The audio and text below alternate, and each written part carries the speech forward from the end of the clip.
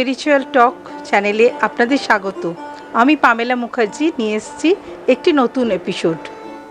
আসুন জেনে নিই কেন হয়েছিল রথযাত্রা, কি বললেন ইস্কনের সন্ন্যাসী। এই রথের ঘটনাটা অনেক আগে বৃন্দাবনের সময় ঘটেছিল। এক সময় কৃষ্ণকে নিয়ে আসতে এসেছিলেন অক্রূরজি।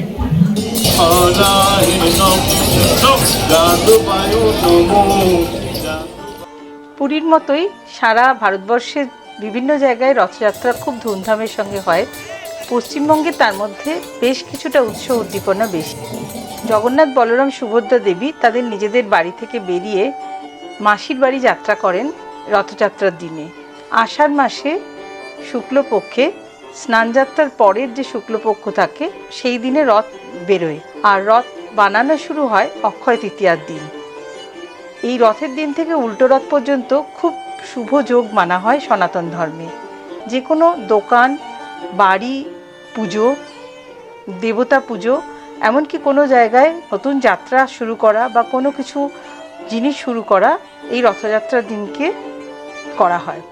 জগন্নাথ, বলরাম ও সুভদ্রা দেবীর রথের রং যেমন আলাদা থাকে, তাদের নাম ও গঠনও আলাদা হয়। যেমন বলরামের রথের নাম তালধ্বজ, ঘোড়ার নাম তীব্রা, ঘোড়া দীর্ঘশর্মা ও স্বর্ণাভ। রথের রং লাল ও সবুজ, ঘোড়ার রং কালো। সুভদ্রা দেবীর রথের নাম দর্পদলন, ঘোড়ার নাম রচিকা, মচিকা, জিতা ও অপরাজিতা। রথের রং লাল ও কালো, ঘোড়ার রং লাল। আর জগন্নাথ দেবের রথের নাম নন্দীঘোষ, ঘোড়ার নাম শঙ্খ, বালহক, শ্বেতা ও হরিদাস সহ, ঘোড়ার রং সাদা। এটা গঠনশৈলী ছাড়াও রথকে বিপুল উৎসাহ উদ্দীপনার মধ্যে বিভিন্নভাবে সাজানো হয় ফুলের মালা দিয়ে, অন্যান্য আলাদা কাঠের কাজ করে।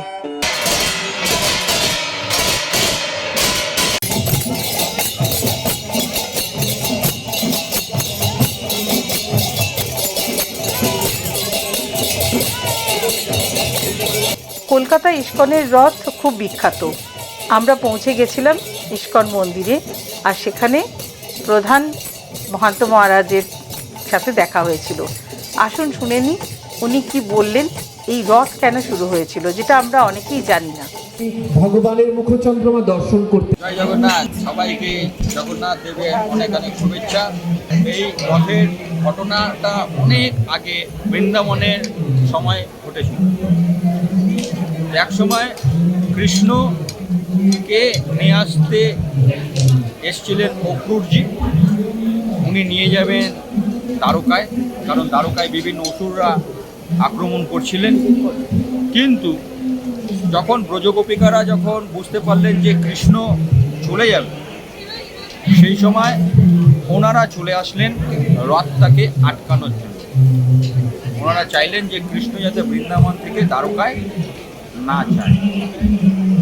তো সেই উপলক্ষে সেই সময় থেকে বৃন্দাবনের থেকে এই রথের যে ঘটনাটা পিছনে আছে, যে ব্রজবাসিকারা তারা চাইছেন না যে কৃষ্ণ চলে যাক, তারা রথটাকে টেনে বৃন্দাবনের দিকে ফিরিয়ে নিয়ে আসবে। তো এইখানে এই ঘটনাটা হয়েছিল কুরুক্ষেত্রে।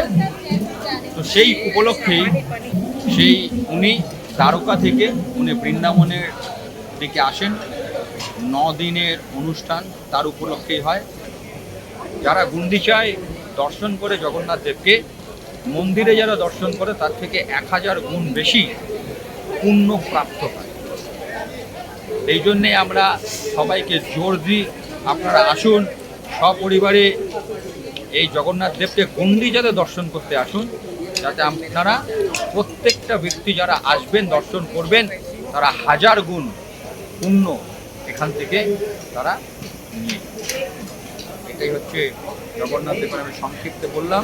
অশেষ ধন্যবাদ, আনন্দ থাকবেন, সুখে থাকবেন। আমাদের যদি আমার ভিডিও ভালো লাগে, এই আধ্যাত্মিক মার্গের সামান্য চেষ্টা আপনাদের ভালো লাগে, তাহলে চ্যানেলটি লাইক করে সাবস্ক্রাইব করবেন ও পাশে থাকা বেল বাটনে প্রেস করে দেবেন, যাতে নোটিফিকেশান আপনারা সবসময় পান।